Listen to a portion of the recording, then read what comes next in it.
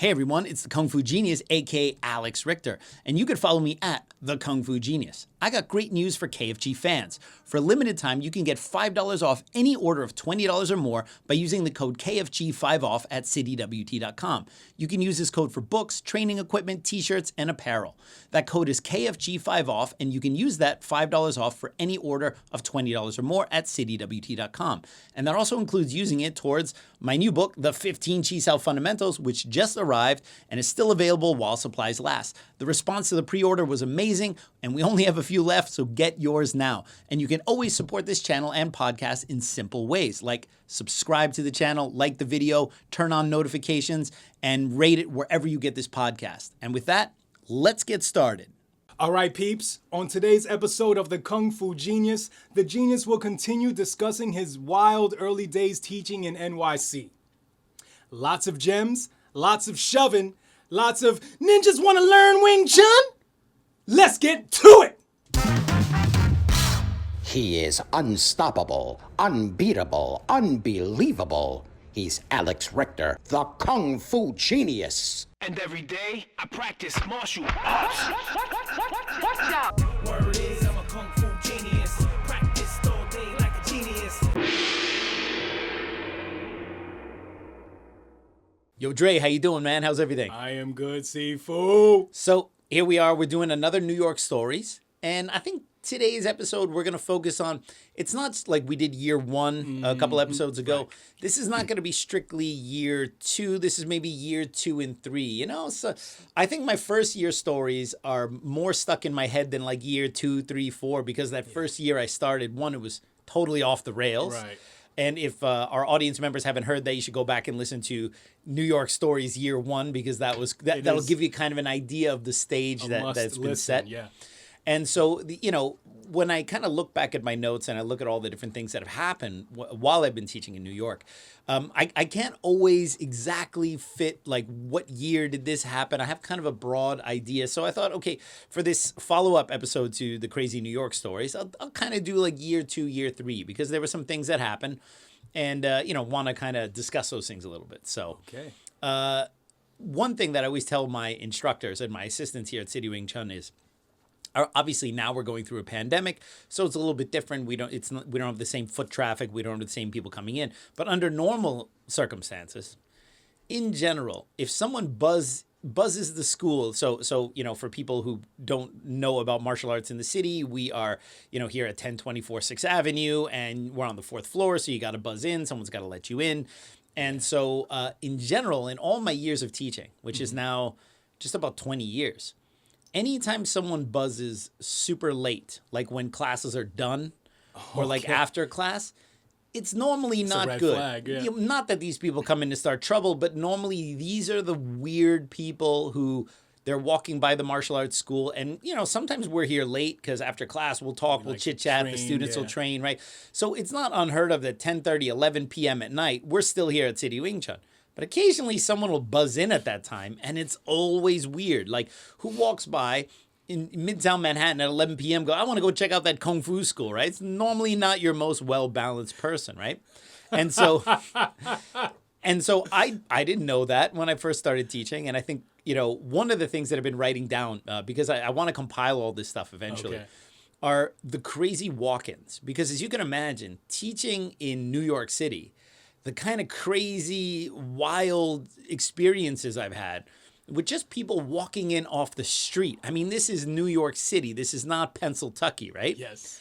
And I'll always remember one of the first kind of insane walk-ins that I had was very early on. So I'm going to guess it was within this year 2 or 3 kind of period, right? I was finishing up teaching my late class, and that class ended, I think, at around 9:30. So it was a little on the later end. And kind of right at the tail end of that class, or maybe right after that class, the door buzzes. Now, normally when the door buzzes at the end of a late class, I usually assume maybe it's someone who's meeting someone who's leaving class, right? Like the wife of a student or something like that, right? So I didn't think much of it. But in those days, I was a little paranoid, and I would lock the front door. Okay. All right, just to make sure. Precautionary. Very New York, right? So anyway, someone buzzes in kind of late, 9:30, whatever. Eventually they come up. I open the door, and Dre, this dude was wearing from head to toe a ninja costume or uniform or whatever. Full ninja garb, okay? So, I mean, the mask, the gauntlets, even had the tabi boots. You know the tabi boots? Like with the little split? toe Yes, split. right? So, wait, a legit ninja outfit. Like, The not full- like the fake, weird-looking ones. No. This dude went to Chinatown and bought this stuff, all right? He got he had the boots, he had the mask, he had everything. But you know the first thing I noticed? I don't know why, because first of all, you open the door at 9:30 at night on a Tuesday and you see someone in full ninja garb, all right? Even for martial arts instructors, I would venture to guess not this that is far-fetched. probably, well, no, I would say it's probably not your normal Tuesday night. Okay. But I see this guy, and the first thing I noticed was he had no backpack or messenger bag or any kind of bag. So you know what that means? Homeboy walked on the street to my place wearing that. So it wasn't like, yes. Right, he didn't change into No, it he in the didn't change. staircase. He didn't change, right? So you Okay. would think if he had a backpack, you know, he came up before he, came in, he put the ninja uniform on and then knocked on my door or whatever, right? No, he came up, no backpack, no nothing. So I'm thinking this dude was walking down 6th Avenue Okay. on a Tuesday or Wednesday, whatever night it was, in full ninja regalia, all right? Then comes in, all right? So already, like, you have to imagine, like, the sensory overload. I open the door and just see a ninja, all right? Kind of rare, right? They're not, you haven't seen many of them since the Not 80s, since- right? Like about 10, 80s used to 15 see them all the years. time, all right? They were everywhere. Every walk, all right? all the streets. Yeah, all the streets, right? All over 6th Avenue. Now, you barely see any ninjas, right? So I see this guy, and the guy bows to me, like full on, like, full like bow. Like the 90-degree bow. Yeah, and like gives me the Chinese hand greeting, which is strange for a Japanese style. And then he and then he goes on to say that he is a ninja. Okay? And I am a ninja. That was yeah, was he's his like, so initial I don't know. words. I don't remember his name, but he introduced himself. No. Let's call him Arthur S. Cosplay. So- Okay? All right. So was it I am author? No, I am ninja. Yeah, he's author as he's cosplay. like, I am Arthur S. Cosplay, which is The not his ninja. real name. I am a ninja. And I also teach Wing Tsun. And I'm like, whoa. And then, so he's saying all of this to me all at once, right? And then he says, I'm going to be opening a school. And I remember when he gave me, I don't remember exactly what he said, but it was like, he said 36th Street. So just like a couple streets away. So I don't know if he told me I'm going to be opening a school a few streets away or on 36th Street, Or but I remember upstairs or something. whatever it was, he was telling me it was very close. Yeah. And then he goes, however, and he's like very serious when he's talking. He's like, I am Arthur S. Cosplay. I am a ninja and Wing Chun instructor. I will be opening a school at, let's say, 36th Street. Okay. However, it has been a few years since I practiced Wing Chun and I need a refresher course. And so you have to imagine, okay, the sensory overload that is going in me right now. So it's like, one, to open a door and see a ninja in the hallway lighting. And you're thinking of Sho Kazuki. Yes, and then, his weird introduction, all right? And the fact he introduced himself as a ninja, which is a bit suspect. Because, like, first of all, it was pretty obvious if you're wearing a ninja outfit. That's his business Yeah, does he have it on his business card, right? He's Dai Sifu Master Siheng Ninja, all right? So he's got all the titles, right? All of them. And then but first of all, if you imagine, all right, Ninja, please. if you're really a ninja, okay, do you in fact tell people that you are a ninja? I feel it's suspect because I think that a ninja normally doesn't tell people that he's a ninja because isn't the whole gig about being a ninja that people don't know you're a ninja? It's Yeah, like they're supposed it's to be, like completely invisible, like you don't know they're coming Yes. until It's they like- jump over the wall. This you guy see a was very fireman obvious. Get out of the fire truck and he introduces himself. I am a fireman. Yes, exactly. It's quite obvious at this point, right? So anyway, I hear this, right? So he's a ninja. He teaches Wing Chun. He's going to open a school very close to mine, but he's a little out of practice with his Wing Chun and wants to take a I refresher find hard course. to believe. Yeah, well, it's just so strange. First of all, I mean, it's an odd combination of martial arts to be taught under one banner, like ninjutsu and Wing Chun, right? But it's also strange to basically say you're going to open a school a couple blocks away from me and essentially, I don't know, be my competitor, for lack of a better word. But then also, like, you need some help. And then so you're going to come to me, which doesn't that kind of diminish your Wing Chun credentials where you can't even open your Wing Chun school until you take a refresher course? Like and Chuck meanwhile, Norris yeah, going to Bruce Lee. exactly. Yeah. Meanwhile, you're teaching secondhand whatever you learned from me in a refresher course just a few blocks away. Why wouldn't people just come and learn from me, right? It doesn't make any sense, right? And I remember in that moment, I just knew, oh, man, this isn't going anywhere. Like, first of all, I don't want to teach this guy. He seems unbalanced, right?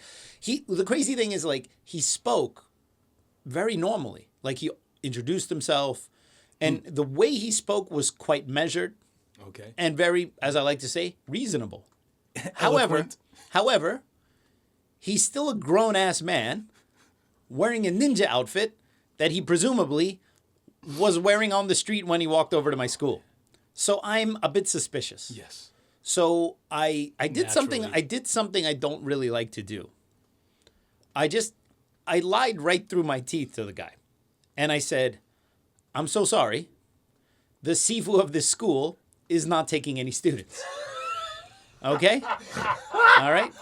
Now, couple interesting things about that line, okay? First of all, I was not yet a Sifu, all right? I had not yet gotten the Sifu title, right? Yeah, I was okay. just about to ask that. Yes. Second, so technically, I don't know. Not a lie. Not a lie, right?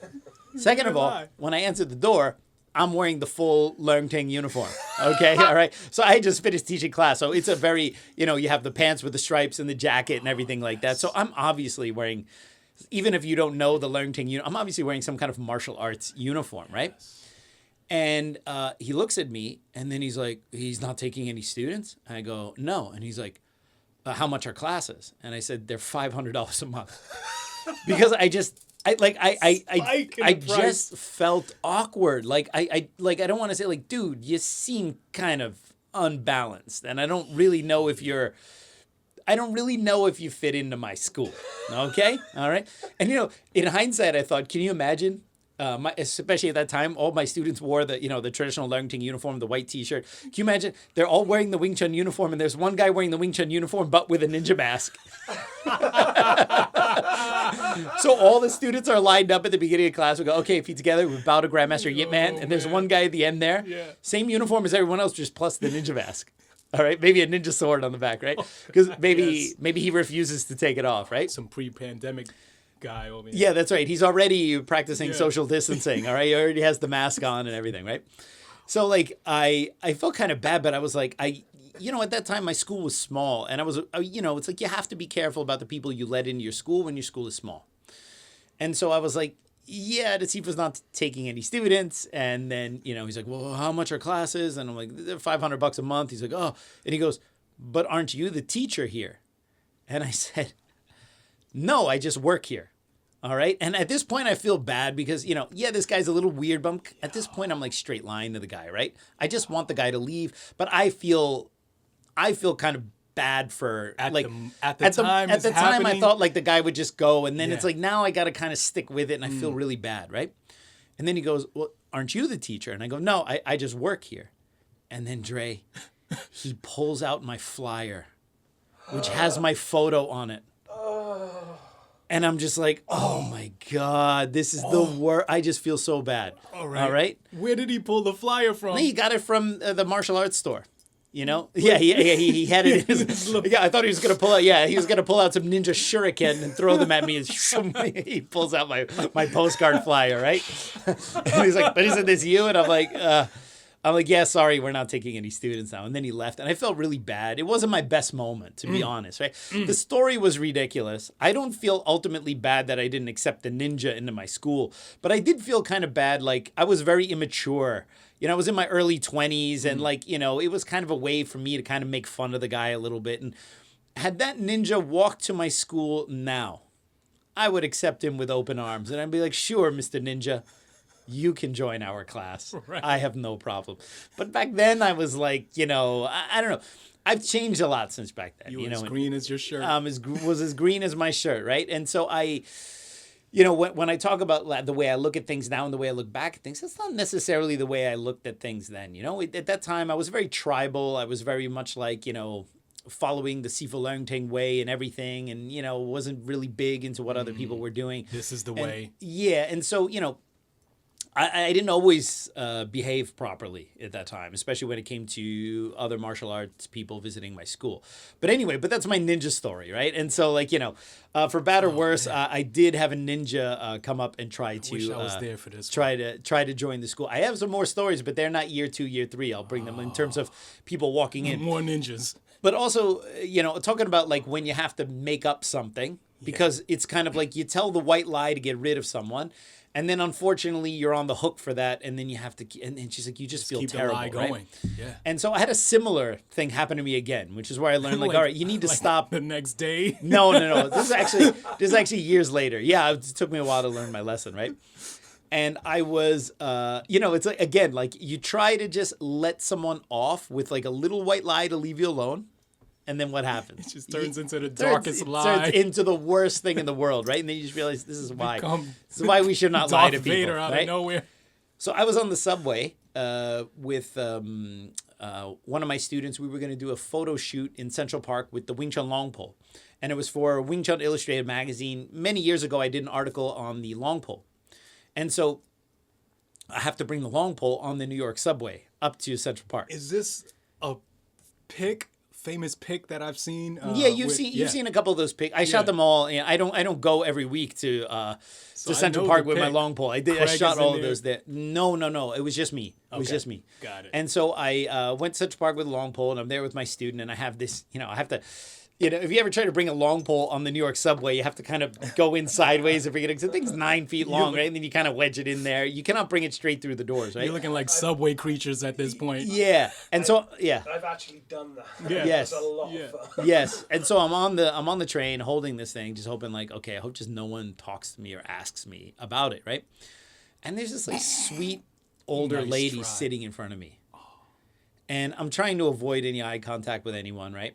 Because I'm technically carrying a weapon on the New York subway. Yes, it's kind of not the most practical weapon and not the most dangerous thing in the world, but it's still a kung fu weapon. Yeah. And so this lady goes, "Oh my, what is that?" And the last thing I want to do is in a crowded train say, "Oh, it's a kung fu weapon. It's a long pole." For obvious reasons. all into all the right? history of So I it. like to say, maybe having to tell this little lie was maybe prudent because I don't want to say, yeah, it's a kung fu weapon. All right? And I said, it's a dowel rod for a curtain.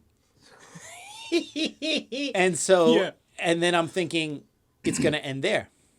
And then she goes, "That's a really wide window you must have." Because the thing is 9 feet long, right? And I'm just thinking like, oh, just flashbacks of the ninja story, right?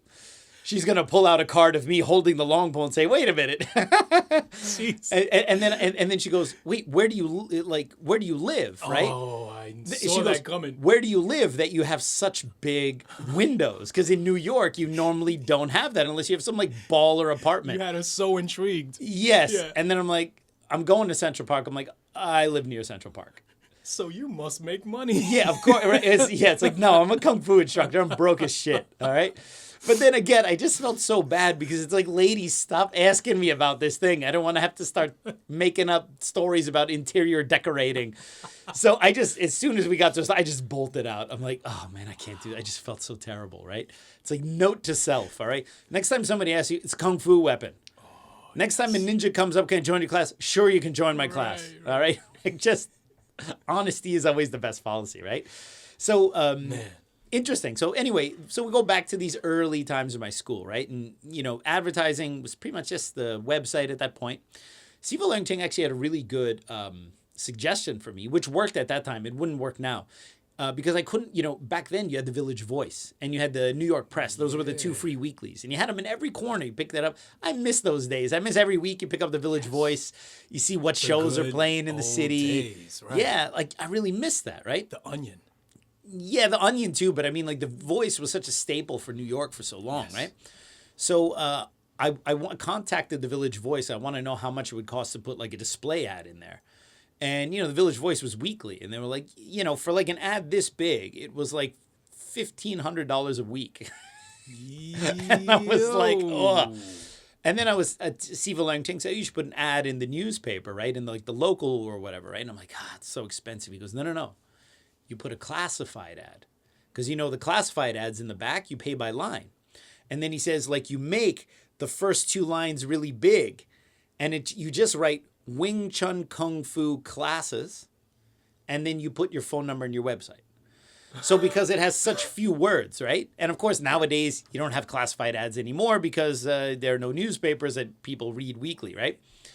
So I did that. And, instead of paying $1,500 a week in the Village Voice, How much? I was paying maybe $50 to have this classified ad in the back of the Village Voice. And that thing was bringing me like a student a week. So it was paying. I got a lot of crazy phone calls, but I would have like someone join once a week. At least, sometimes more. So that thing was really big. So I had this chintzy. Successful. Yeah, and there was another Wing Chun guy who actually paid for the ad in there. And I was so jealous, right? But it turns out, he probably all of his money was going to pay for that ad because he didn't have that many students. Goodness. And Paul Coe Law had an ad in there, really, really nice. And I had a little chintzy classified ad in the back, and that was pulling people in because it was under the fitness section. So people go, Wing Chun Kung Fu classes, and a phone number and a website, and they would call. So cunning. Yeah, it was crazy. But one wild thing happened about that. I got a voicemail at 3 a.m. in the morning, kind of like when people buzz into the school late and it's a problem, all right? When people call the school at 3 a.m., all right? No balanced people who are interested in martial arts training call at 3 a.m., okay? And so I would get this voicemail that would go like something like this.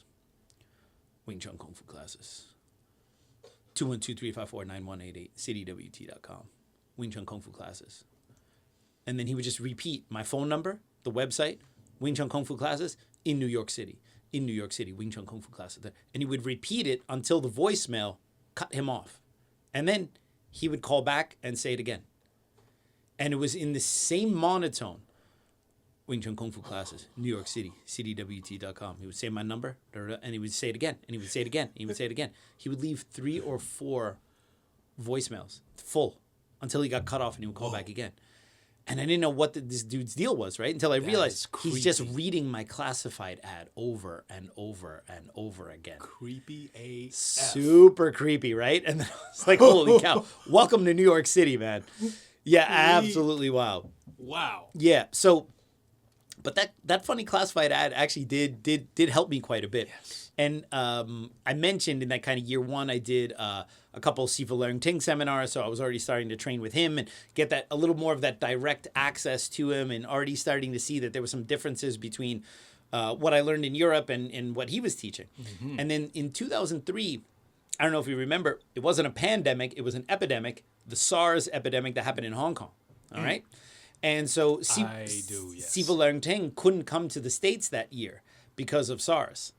So instead, he sent Sifu Lau in his place. So Sifu Lau had already recently moved from Hong Kong to Toronto. He was kind of like the new Lau, yeah. Yeah, he was the new Wing Chun master on the block, because after Sifu Amin left and did his own thing, there were no practitioners or master level Wing Chun people in the U.S. Association. So Sifu Lau came over, and he was a 6th level master. And so then now we had an actual master in North America, right? And he was one of the seminar instructors. And I was excited because I had seen him in the books, cover of Roots of Wing Chun, and I had seen him, so I knew he was like a major deal. Mm-hmm. And when I heard that Sifu Lau wasn't coming to Texas, instead it was going to be Sifu Lau, I was like super excited. Not because I didn't want to see Sifu Lau, but because I had not yet seen Sifu Carson Lau, right? So super excited, went down to Texas and did this first instructor seminar with him, right? Now, it's interesting because the first time I saw him, so Sifu Lau, who's still a very dear friend of mine, we chat pretty regularly all the time. He's doing his own thing, I'm doing my own thing, but we're still like in contact, and I absolutely love him to death. When he first came to the States, he was, let's just say, he was not as chilled out as he is right now, because I think part of it, he was new. He was just from Hong Kong. So his English wasn't at the level it's at now. Plus, he was kind of like the new master in North America. So I think he felt that he needed to maybe fulfill a certain role and be, well, for lack of a better term, be a bit of a hard ass, right? Okay. So like the first couple times I saw him, he was a super hard ass. like rarely smiling. And like after class, he would smile and you could talk. But like during, he was so super serious, but like intimidatingly serious, right? And so like I'm serious and I love serious martial arts training. But it was like when I saw him, I was like, oh, dude, like this dude is like the fire at the circus. This dude is intense. Okay, so how? Oh, he pulled that one Yo, out. how's that for a pulled non? that card. How's that for a non sequitur? Oh, double whammy Yeah. right there. So anyway, so this was kind of my first exposure to Sifu Lau and my first exposure to Hong Kong Wing Chun style training. And the reason I say that, even though I had done seminars with Sifu Leung Ting already, the way Sifu Leung Ting teaches in seminars is not the same way that they really teach in Hong Kong. He has like a way that he teaches in seminars, which is very polished. He had been doing it for many years. He's got like a routine almost. Like it's the same routine. He's done it again and again and again. Yeah. But that's a little bit different than how he maybe teaches in a regular class in Hong Kong. And so when I first saw Sifu Lau, that was the first time I had seen like a Hong Kong style class. But also this was the third time, you know, because I had gone to that Boston seminar and I met my Si-Heng. Remember I told you that story, right? And then after that I met creepy NLP guy, right? And so I was starting to feel like a lot of these people who do Wing Chun in America, they're kind of like pod people. They're a little weird, a little culty, a little like the Heaven's Gate guys, right? And I'm just like, I just love Wing Chun. I just want to learn more, right? And like I said, even in Germany, the people that I train with, they were like normal dudes who like to do Wing Chun, right? But like outside of it, they were normal dudes. You can have a conversation outside of Wing Chun. Like, you know, they weren't these like weird pod people who seemingly didn't have any other interests instead outside of the Wing Chun that they're not particularly good at, right? So anyway, this was my third time, and this time in Texas, kind of looking at like the American Wing Chun scene at that time.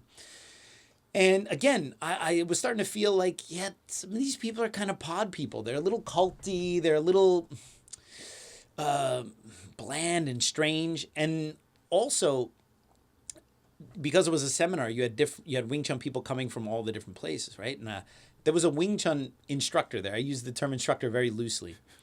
He was from Tennessee. Let's call him Mo, okay? All right? Mo, all right? And he was from Tennessee. And he was the first guy I ever saw that had a black shirt. You know, normally in WT you get a black shirt when you're student level 9. And it means you at least know Chi Sao Program 1. You got some basics. You understand. You at least have some fundamental understanding of Wing Chun. This was the first time I ever saw someone who had a black shirt who like didn't even know the first Chi Sao program. And I'm thinking like, how did you get your T-shirt, right? It wasn't like, you know, I mean, don't get me wrong. Whether you're in Europe or Hong Kong or whatever here in the States, you have technician levels of different abilities, right? You have like really awesome technicians and people who are maybe not that good, but still there has to be like a minimum bar. You know, if someone is a technician or this or at least they know these things, at least they can do these things. Yeah. This was the first time that I saw someone with a black shirt who ran a branch, who legitimately didn't even really know how to do Chi Sao. And I was thinking like, what is this?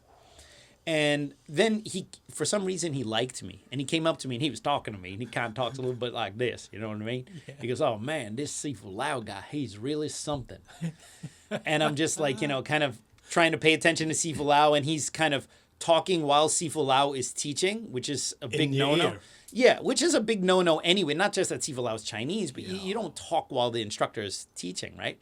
And he's coming up to me and talking. I'm going like, dude, because he's going to make it seem like I'm talking to him, right? So I just start inching away from him. He's like, oh, man, that's Sifu Lau guy. He's really something. This is why he doesn't know the program. Yeah, exactly, right? Because the whole time the guy's teaching, he's just, this guy's really something, right? I don't know what he's doing, but it's something, all right? And I'm just thinking like, my God, man, Wing Chun in the U.S., what a shit show. So I'm kind of trying to inch away from this guy, right? And then, you know, we're training. I try to grab someone else. And at some point, I have to work with this guy. And this guy can't do anything. I mean, I'm doing Punsao with him, and it's like he doesn't know what he's doing, right? And then he goes up to me, and he goes, man, that Sifu Lau, he reminds me of a Tai Chi instructor I saw once. Now, here's the thing. Maybe Sifu Lau reminds this guy, you know, from the way Sifu Lau looks or the way Sifu Lau talks of a Tai Chi guy. But Sifu Lau does not move like a Tai Chi guy, okay? So I'm just thinking, like, what a weird, off-putting, strange thing to say, right? So anyway, I'm like, this is going to be weird. This is going. Yeah, this is going to be a little weird, right? So anyway, at some point, Sifu Lau, he wants to show everyone who's boss. So he has all the instructors go in a circle, and he goes, okay, I'm going to cheese out with all of you, and you can attack me. All right? So I'm like, all right. I'm super excited, right? Because now I'm going to get to see Sifu Lau, like, in action, right? Yeah. So we're in a circle. He takes the first guy, and Sifu Lau just spanks it, but uses very good controlled force. He's very fast, very dynamic, but he can control his force right before he hits. Pop, pop, pop, pop, pop, pop. So it's like you go, and you get hit, and it's like, oh man, you realize if he didn't pull those shots, I mean, you'd be on the floor, right? So he goes the first guy, and the second guy, third guy, and he's just running through everyone. And I'm towards the end of the line, and I'm not upset. I'm super excited. I want, like I talked about on my debunking Kung Fu, I want people to show me that there's still something I have to learn. Okay. I want people to show me, like, I don't, I always think if you're the smartest, most qualified guy in the room, you're in the wrong room. In the wrong room. So I always want to be in a room where there are people who raise the level. Look at this podcast. All right? Yes. Okay? That's how I feel. This raises the level. Okay? So anyway, Sifu Lau was going around in a circle, and I'm super excited. I'm waiting for my turn to get smacked around by Sifu Lau, right? And he gets up to Mo, okay? And again, Sifu Lau's English is quite good right now, right? But back then, he was very fresh off the boat. His English was a little bit rough, and his manner was also a little bit rough, right? So he just touches hands with this guy, all right? And just does one rotation of Pun Sao, and he pulls his hands away, almost like he had stuck his hand in slime. Like he was repulsed by it. He goes, ugh. And he just looks at this guy and he goes, your chi sao's very bad. And then he skips him and goes to the next guy. Like he didn't even deserve to get his ass kicked by Sifu Lau. He was just like, eh. And I remember later he was complaining to another instructor, like, this guy is not qualified. He's not an instructor. He should not even be here. And I was like, oh, man. But it was exactly what I felt. I was like, no, this is totally crazy, right? And then, of course, he eventually comes up to me, smacks me around, whatever. Great, right? So I was like, wow, this is totally cool, right? I was really into what he was teaching. And then he also was going to administer some primary level technician exams, right? And I was super excited to see because I had done my primary level in Germany. And I wanted to see how the Chinese do the exams, right? But then there was an instructor in Texas. He was like, Sifu Lau was like, okay, Alex, you're going to come, you're going to help watch, you're going to watch the exam because Sifu Lau he also wanted me to see the exam. He knew that I was in New York. Got it. And so he knew that I had a school and he wanted me to see how he did the exam. One of the local instructors in Texas was like, no, I can't. He told me I couldn't watch the exam. Now, here's the weird thing. I was already a primary level at that time. So I had already passed the exam that I would be watching. And this is where I was like, in Germany, you could always see an exam. And I knew that in Hong Kong, because I talked to Sifu Lau, everyone sat and you could watch the exam. This is not a big thing. But then it was like, and I was hanging out with Sifu Lau because we were going to discuss about him coming to New York. So we went out for lunch. So the first time I met him. Got it. And then I was supposed to go there and watch the exam so I could learn and see how they did it. It was already predetermined. Yeah. And so here's the thing. The local instructor, made me wait outside in the parking lot while they did the technician exam. Because I'm visiting, I don't have anywhere to go. What? Yeah, no, it was so strange. It was really strange. I was like, okay. Like, it was just super bizarre, right? And even Sifu Lau was like, oh, in Hong Kong, you are an instructor. You are the kind of person who's supposed to be at the exam to watch this, right? You didn't see your stripes. I don't know what it was. But again, it was like the weird thing, like, it wasn't the way it was in Germany, and it wasn't the way it was in Hong Kong. The U.S. Wing Tsun Association was weird. It was Another just pod weird. person. So anyway, even though like Sifu Lau was a bit of a hard ass, but I had met him, we talked a little bit, and I was like, this is really the dude I want to learn from, right? And so I invited him to come to New York to teach a seminar, and this is again, that kind of year 2 when I'm still at the original place. So I was super nervous because it was, one of the first seminars I think it was the second seminar I had in New York. I had it with Sifu Lau. And I wanted to make sure that my students were prepped, just to make sure, like, okay, he's going to be a little bit of a hard ass because I'm a lot more chill, right? I wanted to make sure, like, look, but the dude is so good, all right? But just be prepared that it's going to be a little bit different than, I'm a lot more easygoing in those kind of ways, right? Even back then, right? You didn't want him to touch hands with someone and be like, I mean, you always worry about that as an instructor, right? But I was pretty sure that even my third, fourth month students were still better than Mo from Tennessee. So I was like, okay, we'll be fine, right? Okay. So I invite him over, and one of the things is that he was going to do student level testing for my first few levels, right? Now, at that time, I was a primary level technician. I was authorized to test the first 4 levels. So even though I could test those beginning levels, I wanted to see Sifu Lau do it because I wanted to learn the Hong Kong way of doing things. That's why I wanted to see the primary level test. I wanted to see the student test because I want to go, okay, I know the European way. I'm not interested in the American way. I want to see the Hong Kong way. Yeah. All right. So we set up the testing, and he did like super formal exams for student level 1 and level 2, which is totally fine, but like real stringent. Okay. Now, my students are already really nervous because they're seeing their first Chinese master, and some of them are going to have to test in front of him. So I'm prepping them and making sure that they know their program and they can do all this stuff. And so, Sifu Lau teaches a seminar, and then we set up the exam. We have a table in the front. He's there with his notepad. I'm sitting next to him, and, they're all sitting down, and then he calls them up one by one, wants to see their form, wants to see whatever, and then he wants to see the practical application. All right, so for the first, let's say student level 1, student level 2, what are you looking at? You're looking at basic punch defenses. How do you defend a straight punch? How do you defend a low punch? How do you defend a swing? So he asks, one student comes up to test, and then he has the other guy come up to be the bad guy, right? And Sifu Lau's English at that time, again, his English is now amazing. It's a work in progress. But he was brand new then, right? So it was a little fresh, okay? He wasn't major English. He wasn't major English like we were that time. So he gives the instructions. And the instruction is, okay, this guy is going to attack the student who's taking the test. And he goes, okay, so what I want you to do is and I'm cleaning up the English quite a bit. I want you to punch him in the head or punch him, and Sifu Lau wants a low punch. So to test the gansao for the low punch, or a punch of him with side palm or a wedge or something, right? And he says, so you punch him in the head or you punch him in the stomach. But instead of saying stomach, he said abdomen. But because of his accent, he was like abdomen. Oh. And then so my student, the one who was going for the test, he looked right at me, and I knew in that moment he didn't understand what Sifu Lau said. Because Sifu Lau goes, in the head or in the abdomen. And then he's just like, what? Because he's probably thinking that's the name of some technique or whatever, right? And then Sifu Lau says, and then I want you to solve it. So basically, he's going to punch you either in the head or in the stomach, and you're supposed to solve it. Normally, you would say, you're supposed to defend it, right? Yes. But when he said solve it, my student thought he said, shove him. He hits you in the head or abdomen, you shove him. You solve him, you solve it. Oh. So my student, who's been prepping gan and side palm and chain punch and steps and all this Wing Tsun stuff, literally thinks that Sifu Lau says, okay, that guy's going to punch you in the head or some word I don't know, and you're supposed to shove him. Which is nothing at all what we've been working on, and doesn't even make any sense in Wing Tsun, right? So I just remember my student, he kind of looks at me, and I can't say anything because this is the exam, right?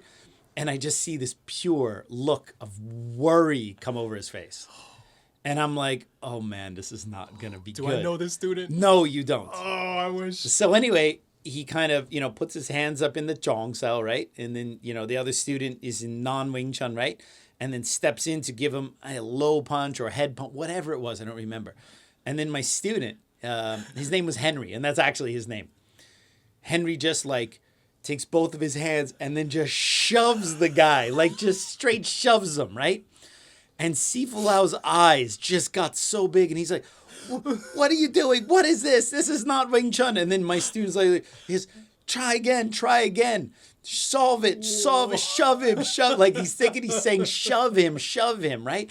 And then the other student attacks, and my student just pushes and shoves. And he's like, no, solve it. But he's like, no, shove him. And he's just like, and you just see him having a mini mental breakdown, right? So the attacker is going to either the stomach or the head. Yeah. But instead of defending, he's just shoving. Instead of defending, he's straight pushing. So every time the guy moves, and he just shoves Sifu him. Lau is thinking, what the hell am I teaching my students?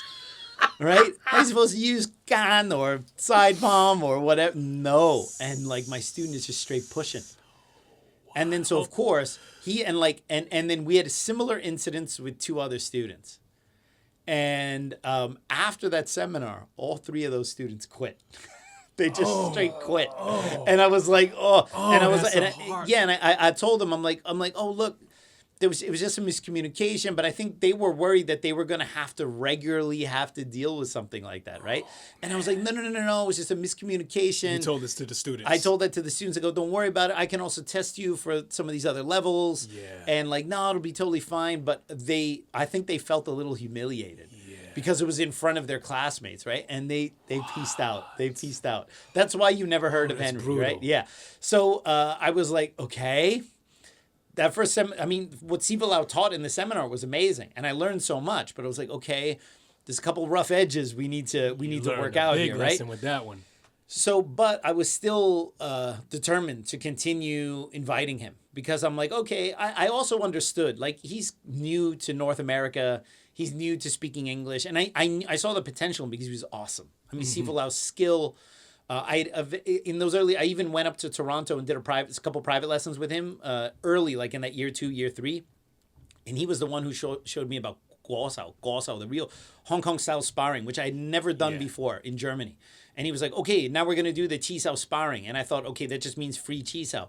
And when he started touching, he ripped me to pieces. And I felt like I didn't even know what I was doing.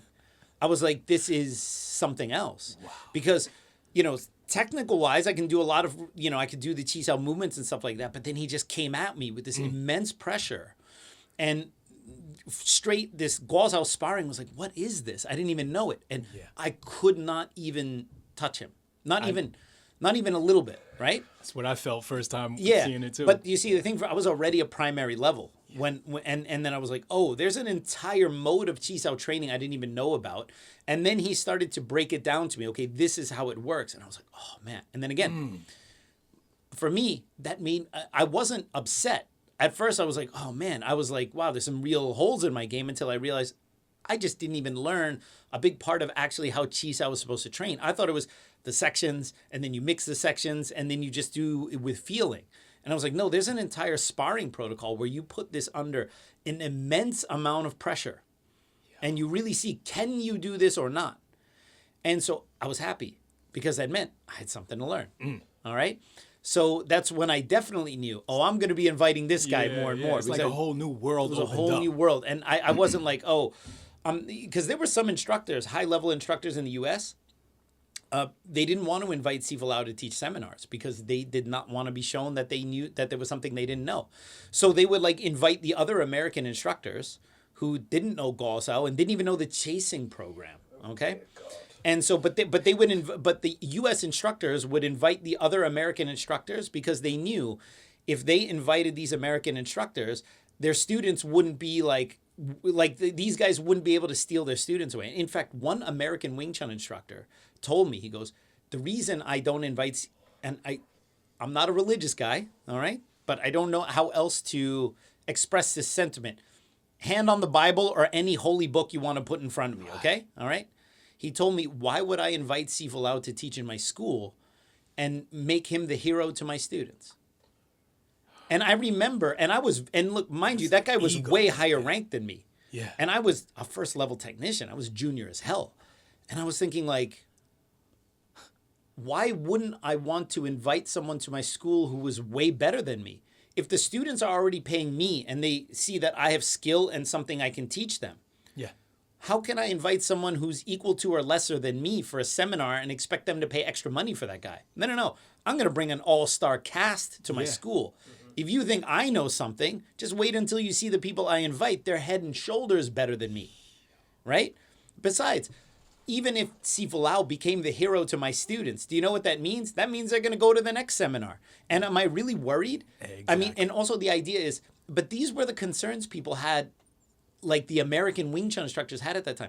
Am I really concerned that my students are going to up and leave and move out of New York and move to Toronto, Canada to learn from Sifu Lau because he's better than me? You know what I mean? Yeah, it was so ridiculous. Fear-based It was teaching. so ridiculous. I couldn't understand it at all. Like, why would I invite Sifu Lau and make him the hero to my students? And I'm thinking what? I mean, like also what Sifu Lau does is he also legitimizes the ranking system. If I'm a first level technician and you think I'm this good, and he's a 6th level master and he's that good, it legitimizes the rank. Then that means those levels between us actually mean something, right? And so I had a very different take on it. But that was also where, like, very early on, I was like, I had to go along with a lot of stuff at that time in the association, you know, because politics and things like that. And there was a few years where all the politics in the association, they benefited me because I was the new guy and people did favors for me. I was on the receiving end on the good side of politics. Beneficial. Right? Until I wasn't, right? And so I totally understand that from both sides. But even when I was on the sunny side of, you know, being the new guy in New York and all this stuff, I still had conflicts where I'm like, the association would sometimes spend so much time worrying about what Sifu Imin was doing. Mm-hmm. You know, like Sifu Imin had left, he had his own association. And then there would be an article in Inside Kung Fu magazine and he would be on the cover and of course he would be bashing Leung Ting or whatever there. And then like everyone in our association would be of like, oh, we need to write a statement about this. Like, why? Why do we need to write a statement about this? Someone says you're no good in a magazine. You know, what do the old mafia guys say? Well, that magazine will be wrapping fish by next week.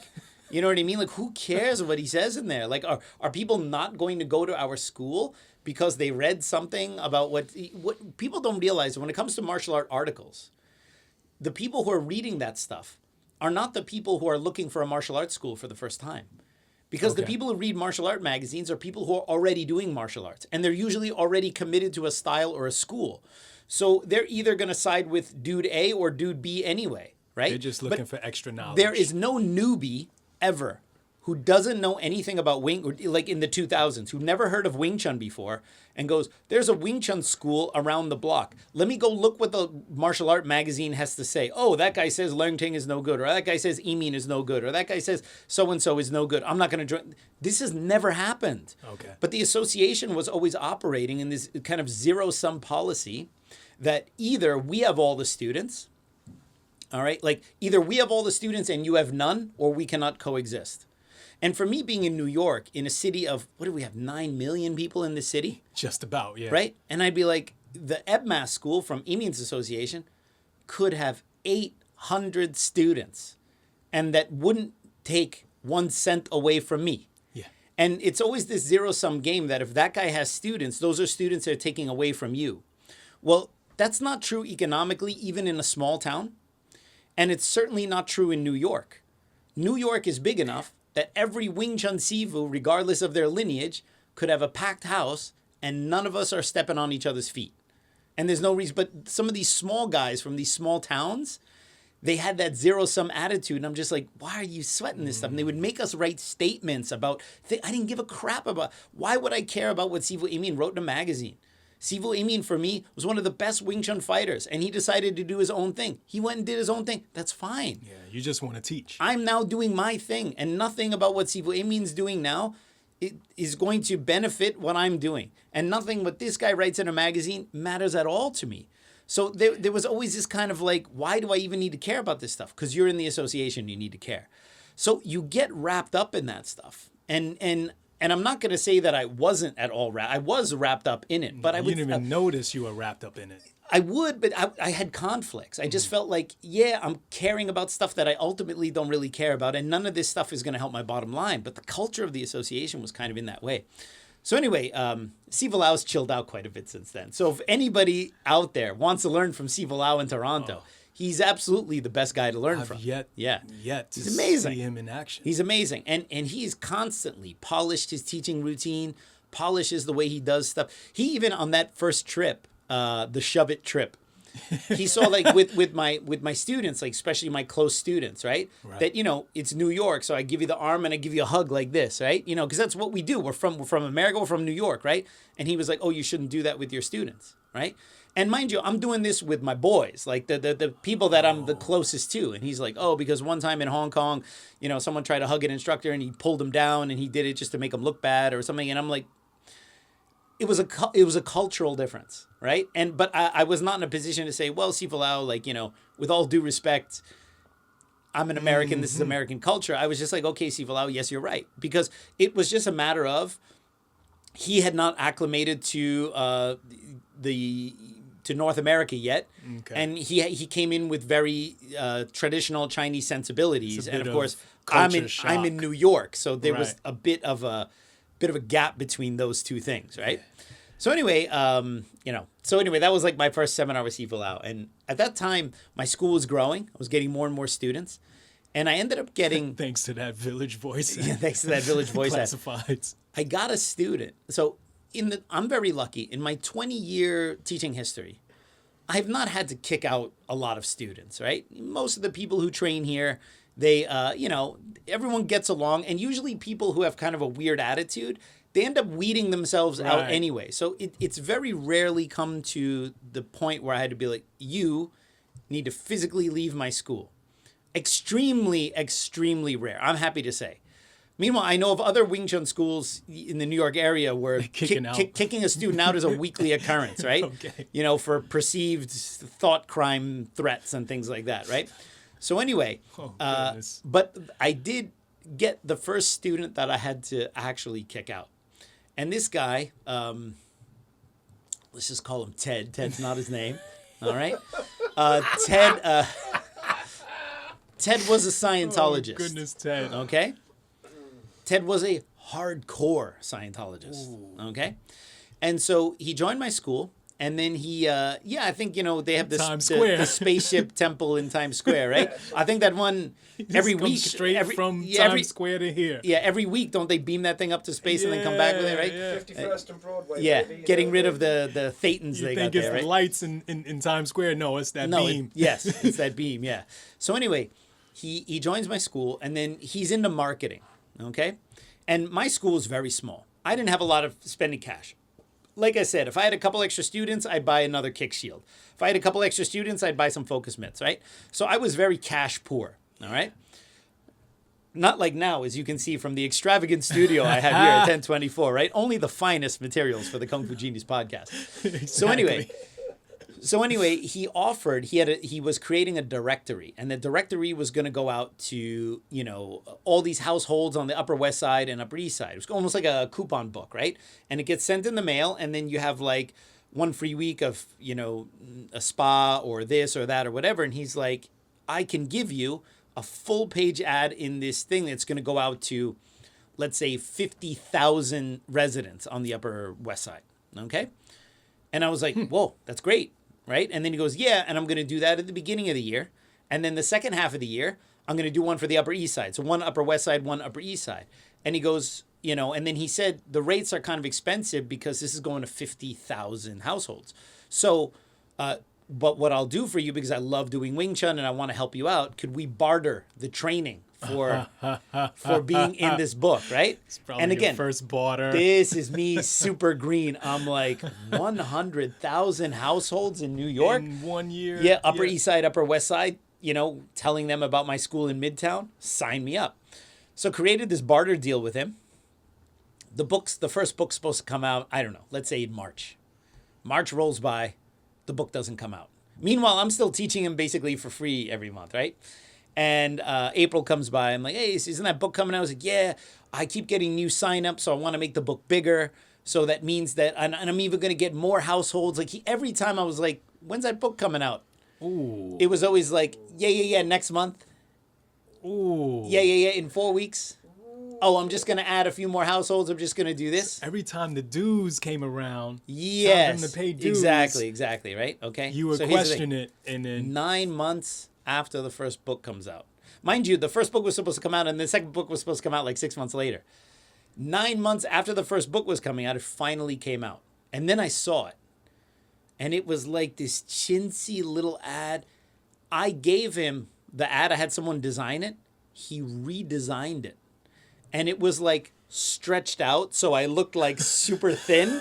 Like where it's like this. And like there were spelling mistakes on there. And it didn't have my offer correct on there. And I looked at this and I was like, what? This is 9 months late and this is all sorts of messed up, right? So I was not too happy. And then he's like, oh, the next book's coming out or whatever. And I go, all right, don't worry about the next book. All right? Because already it had been a few weeks since that thing came out. Not one phone call. It was so poorly designed. There were spelling mistakes on there. And that was just embarrassing, right? So then I was like, You wanted it out of there. I want out of there. I'm like, look, man, let's forget that, okay? I'm not going to ask you for all those months of back due stuff, whatever. You did the first book, fine. I'm going to need you to start just paying from now on, all right? So I was being very fair, Okay. all right? Because he was advancing in Wing Tsun, and I'm like, okay, we'll just start from now. You pay my normal monthly rate. He didn't want to pay. He wanted me to wait for the second book to come out because, yo, that second book. Oh, If you that's where it all, yeah. If you thought the first book was a pile of crap, right, just wait till you see the second book, right? And then so eventually, and I remember at one point, I suffer from migraine headaches. It's something not a lot of people know about. Since I was 8 years old, I'm a pretty hardcore migraine sufferer. I have been more or less under control, but every now and again, I'll get a migraine, and if I don't have my meds with me, it's a bit of a problem, right? And, before anyone on the podcast jumps like, yes, I've tried whatever home remedy you want to give me for migraines, or you should try out acupuncture. I've tried it all. I've had migraines since I was 8 years old, okay? Thank you. Appreciate it in advance. Don't need your home remedies. So anyway, I had a migraine once at the school, and he was like, I can cure you of your migraine. Because, one of the things about Scientologists is like they don't believe in taking medication, and they don't believe in psychiatry, and they believe that they have the solution to all your ills. Okay. All right. I don't know anything about this. Yeah, well, you don't need to know anything about it, right? So anyway, we didn't, at my old school, we didn't have a porch. We had a fire escape, right? So he takes me out on the fire escape, and he's like, I'm going to do this. I don't remember what it was called, but it had Hubbard. L. Ron Hubbard is the founder of Scientology, right? It had the name Hubbard in it. Like, I'm going to use the Hubbard blah, blah, blah technique to get rid of your headache, right? And then I'm like, when I have a migraine headache, like if you told me I'll cure your headache by hitting you in the head with a hammer, no, really, I'd be like, fine. Because migraine headaches are so terrible. You just want something whatever. done. You want something, right? And so he goes out there and he's like, and he starts almost like chanting to me. And he's like, give me, what did he say? Give me the effort of having a headache. Give me the effort of your migraine. Give me the effort of having your migraine. Give me the effort of having your migraine. So all right? He wanted you to transfer your migraine to maybe. him. He wanted me to use some thetan waves, all right, from space aliens and transfer it. And then with his Scientology, he would take it and he would like eat it up and spit it out. Take the burden off of you. He would eat it and spit it out because he's that good. OT level 96, right? That good. And dude made my headache worse. I was just like, my brain was throbbing. I was like, all right, thanks, I got to stop.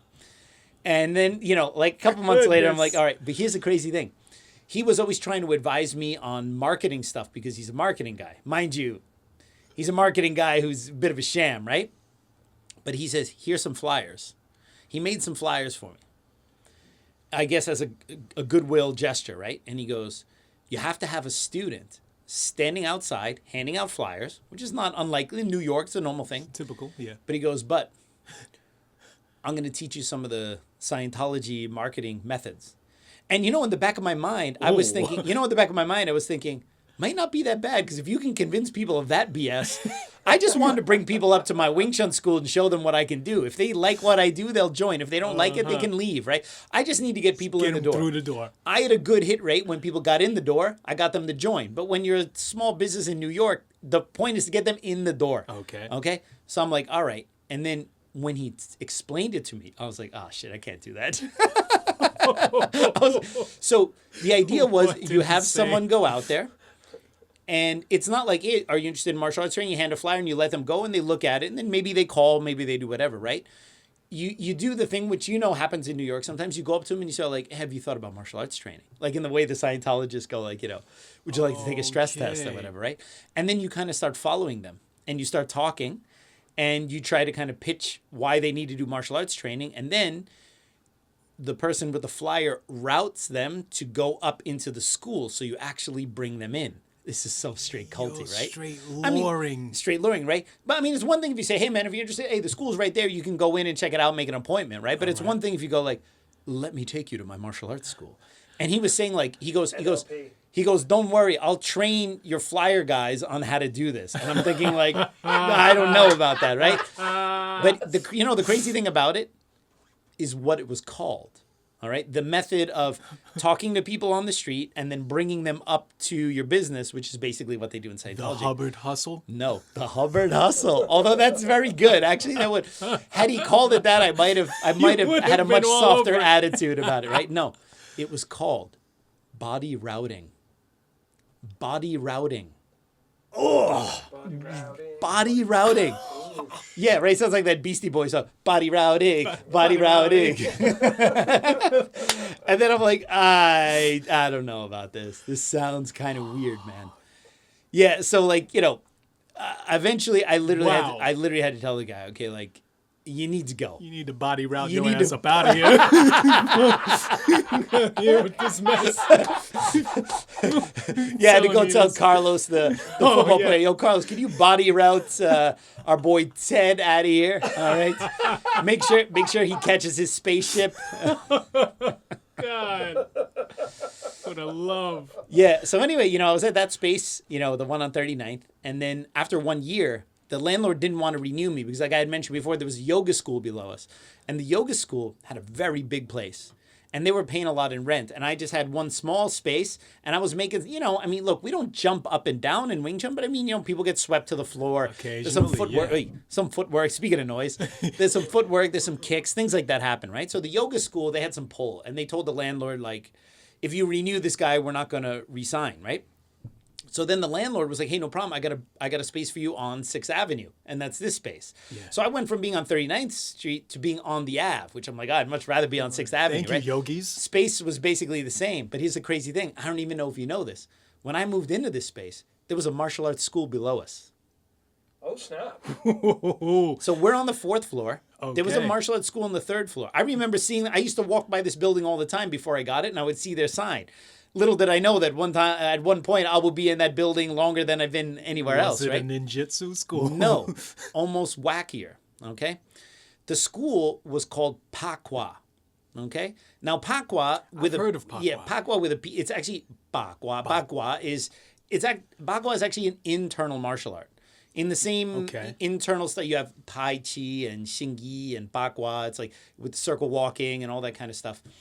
And so it's known as an internal style. And I always remember seeing their sign and going like, oh, wow, that's good news for me. If I teach Wing Tsun, which is a relatively popular Chinese martial art in New York, I'll probably do okay if people who are teaching Bagua are able to make it and have a commercial space, right?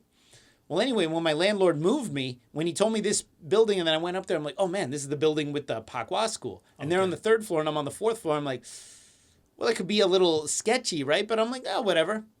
I'm confident. Yeah. And so, I had right to be confident. But so it's kind of funny. I look back and I go, I was confident back then, but not for the right reasons. Like I look back and I go, yeah, I didn't need to worry about those guys. But back then I was just confident because I was full of confidence, low on brains. I was like, whatever, right? Right. I go up there and I remember a couple times when we would walk up, I would just kind of sneak in there. And then did the landlord or someone introduce me? Or I walked in there. Well, for some reason, I was introduced to the guy, right? And I looked in there, and I'm like, oh, I want to see what the Bakwa school looks like. It's in, where the tattoo parlor is now, right? Is it a Chinese martial art? And I looked in there, and they had mats, but Japanese-style mats, tatami. Okay. And I'm like, oh, tatami mats in a Bakwa school?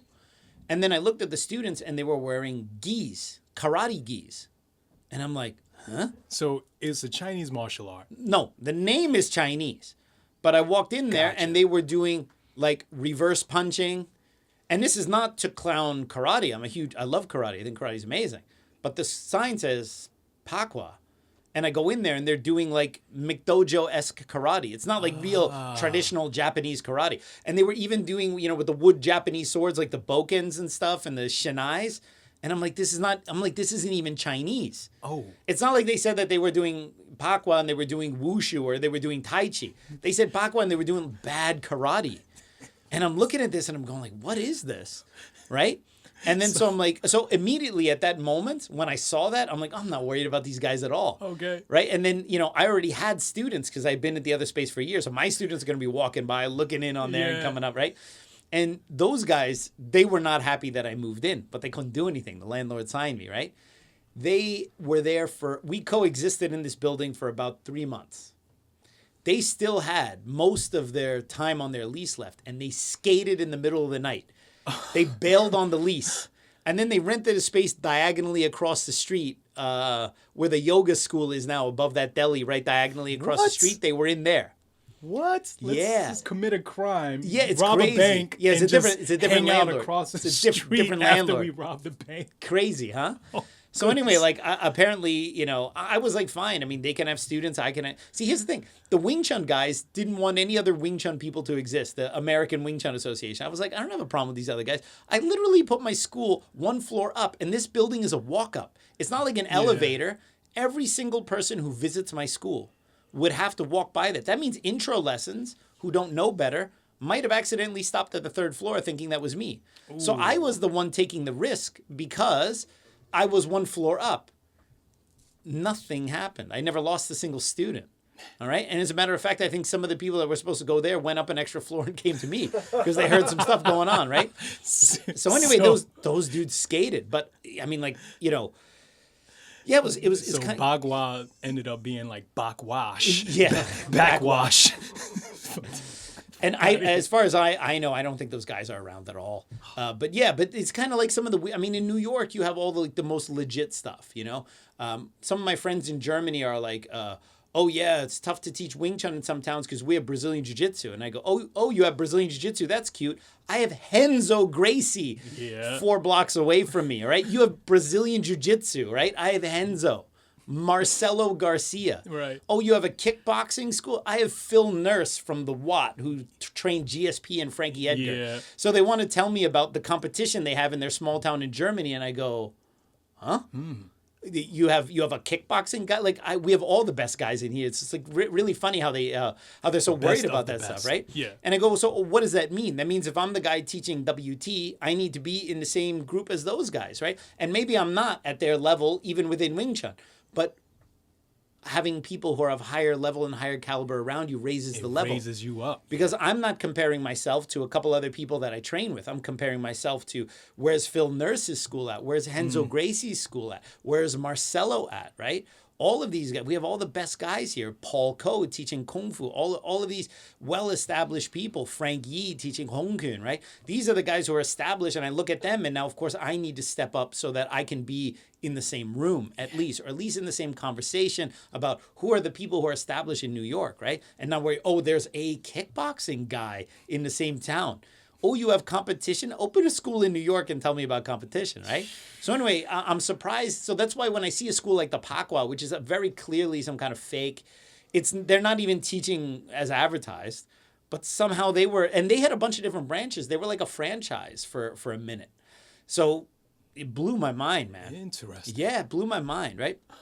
So anyway, I think... this is when you first got here, too. When I first got here, right? And so...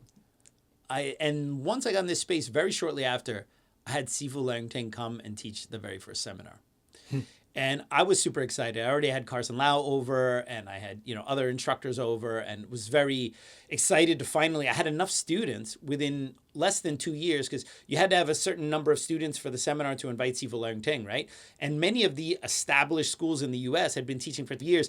They didn't have enough students to invite Sifu Lau. They always had to get other people to bring students over so that they could get the minimum requirement. I had enough students on my own by year 2 to invite Sifu Lau on my own, right? So super excited about that, right? Bagua school downstairs. And anyway, I'm prepping my students and I'm telling them, don't worry, I've actually done seminars with Sifu Lau. He's way more chill than Sifu Lau. Everything will be cool. And, prepping my students on all that stuff. And then I'm getting ready, getting to school, making sure everything is perfect. Because I know from the flyer thing and everything, he's going to rip my school apart. Like, oh, you shouldn't have this photo here, because he always complains. But that's okay, because I don't take it personally. I go okay, tell me how I should arrange my school. Where should the photos be? Where should this be? Because every time he never came to my school where he didn't complain about something. Like, oh, that shouldn't be there. Oh, you shouldn't have this here. You should move that over there. And I would just adjust it every single time, right? So exactly 1 week before Sifu Lau came, I was training here in my school. I had I was training by myself. I think I may have been doing some kind of conditioning workout, a heavy bag, something like that. Felt fine. I twisted a little extra tough. Something I did, I just felt like, okay, went a little hard, no problem. It's martial arts. You get little dings and tweaks all the time. You don't think, I know these, yeah. Yeah, you get dings and tweaks every day just sitting in that chair. So I go home that night. I go to bed, and I start feeling. This is exactly when Sifu Lau came on a Friday. This was the Friday before. I was living in Queens at the time, in Woodside. I started to feel this pain in my abdomen, and I was like, "Oh," It felt a little bit like a gas pain, right? And I was like, maybe I ate some funny, bad taco truck, something like that. And at that time, my student Zach, the actor, he was actually staying with me. He was like in between apartments. He needed a place to crash for 2 weeks. Okay. So he was crashing on the couch. And I'm like, it feels like a gas, but I can't pass it, right? It just gets worse. Ooh. And I'm like, let me turn over on my stomach. Like someone stabbed you and it twisted. It just keeps getting worse. I'm on my side. And I'm like, there's a moment where you go, this isn't normal. This isn't a normal pain. And I'm just like, hey, Zach, get my car keys. You got to drive me to the hospital. Appendicitis. Oh. Exactly 1 week before he came. All right. And I had to go and get emergency surgery like that night. And anytime you get your abdomen cut, your abdomen, all right, he's shoving. Yeah, you can't stand up straight because it's your abdominal wall. So you don't realize you turn your neck and you're like, why do my abs hurt? Because your abs are in everything. And so I was in so much pain after the surgery, I could barely stand up straight. And Sifu Lau is coming to my school for the first time. So I had to write him an email like, I just had surgery. And he was like, okay, no problem. We take it real easy. And I think at that seminar, I was learning Buji 3, with the arm throws. Yes. So I had to practice it with another American Wing Tsun instructor, like at the speed of doing Tai Chi through Jello on Quaaludes. Okay, just super, super slow, right? But that's also why, consequently, I learned exactly how to do the footwork for the placement of the throws. When I teach you guys the arm throw and the counter arm throw, right. Why I know the exact placement? Because I had to do it so slow. Because I couldn't do anything fast. If you grabbed my arm and tugged it too much, my spleen would be on the ground that day, right? Ouch. So anyway, Sifu Lau came, and I was so excited, and he goes, we need to take photos, because it was his first time here. He's like, you need promo photos of us together doing Wing Chun so I can use it for, as he says, propaganda. All right. Sure. He's like, no. It's called marketing. It's not called propaganda. All right? Well, it's very marketing and advertising. Even in German, you can call it propaganda. And that word in other languages sometimes just means marketing and advertising. Yeah. But in English, propaganda... It doesn't mean that. No. The word propaganda is actually quite sinister, right? So he's like, yeah, you can use it for your propaganda. I'm like, I don't have propaganda. Love it. So he I get my camera, and we shot those photos here, and he's like, okay, we need to take, so we did all these pose shots, like Kwansao, Punsao, all this stuff. Nothing to And those are the photos that you you see with me that we have hanging here. right here, yeah. So when you look closely at my face in those photos, I'm in a massive amount of pain. Because I was on a lot of pain meds because the abdominal surgery. But that morning, I brought him. We went for breakfast. I had not taken my pain meds for about 7-8 hours. And we did that photo. And I was like in the Punsao position with him. He's like, okay, hold it, ready. And now you have to look fierce. Like, oh, goodness. and so I'm in the position, right? And Sifu Lau, he's got it because, he was a choreographer at Shaw Brothers for a few years. So he knows how to sell stuff, right? So, we do a couple normal Punsao photos. And then he's like, okay, and then he's going to do the chopping on the neck. And that's when I got the tutorial on what kind of faces you're supposed to make when you get hit. Oh, okay. And then he's like, and he's so funny because the person's holding the camera. And he goes, okay, 1, 2. And when he calls 3, he goes like, and he puts the face on, right? And then I have to do my, because you're not going to go, the whole time. You got to do it like, suddenly. So when they take the photo, there's that feeling like that this happened suddenly, not Yes. like, right? So he's like looking at you, right? It's the craziest thing, right? So for me, having never had access to Sifu Lau, and now here I am taking some PR photos, and I'm learning how to do like the Kung Fu Propaganda photos. Yeah, the propaganda Kung Fu death photos, right? And he's like holding my arm in the foxhound, for example. And then he's like, okay, 1, 2, 3. And he goes like this, and I have to go like this. I'm in so much pain, all right? And then I have to like do all this kind of stuff, right? So you weren't really acting at this point. No, I wasn't really acting. It was a lot. But even when we just did the Poon Sao, there's a photo you could see where I'm doing a Quan Sao, and he's doing double punch. And if you look at my face, you just see my face is like this. I'm like, because standing up straight was a lot of pain, right? But then at some point, I started looking at him and I started laughing because he was such a seasoned professional. He went from like giving you a normal instruction about, okay, I'm going to do this. So he'd be like, okay, Alex, I'm going to grab your arm and then give you the fa sao, and then you're going to go like this. Okay, you ready? Fine. And then he looked, so I'm going to look at the camera so people can see. And he's like, okay, you ready? And so if you're looking at the camera, you're looking at him the way I saw him. He's like, okay, you ready? Okay. And he makes a face like this. And I started laughing because it just was kind of funny to be a grown adult. I mean, the photos ended up looking good, but it was my sense of humor. I was like, oh, and I started laughing, and that's hurting me to laugh. Like, it's cool. Yes. And he just looks at me and says, you are not so professional. And I'm like, oh, God. So anyway, I ended up getting like 5 or 6 shots from that photo series. I still use them to this day. And every time I see them, I just remember, wow, that was painful. So that's about year 2. So hey, peeps, do you think I should have taught that ninja? Was I being harsh to him? Let me know in the comments below. And before I get out of here, just want to let you guys know the Kung Fu Genius is on Patreon. For as little as $5 a month, you can support this podcast and you'll get access to early episodes. In addition to that, depending on your level of support, you can even get the translation of the Yip Man interviews. And if you don't want to support us on Patreon, you can even support us in small ways. Don't forget to like this video, subscribe to the Kung Fu Genius, hit that bell for notifications, share this video wherever you can on social media platforms. And if you're listening to this on audio, don't forget to rate and review the podcast wherever you listen to it. And I'll see you guys next time. Word is I'm a kung fu genius. Technique speaks for me, not lineage. Forget Jet Li, cause I'm the one. Many call me Sifu, but to you I'm Si-Kung. And I produce masters. You surpassed us. Your kung fu stiffer than corpse and caskets. City Wing Tsun is the house I built. Violate the gate and your blood gets spilt. Alex Richter, always the... It's not set up for my gesticulations. Gesticulations, yeah. Yeah, see, gesticulations. That's another one. Teaching them. That's a real word. It is. That's a real word. Okay, here we Just go. hear the This man is quality. ripe for Scientology. Yes.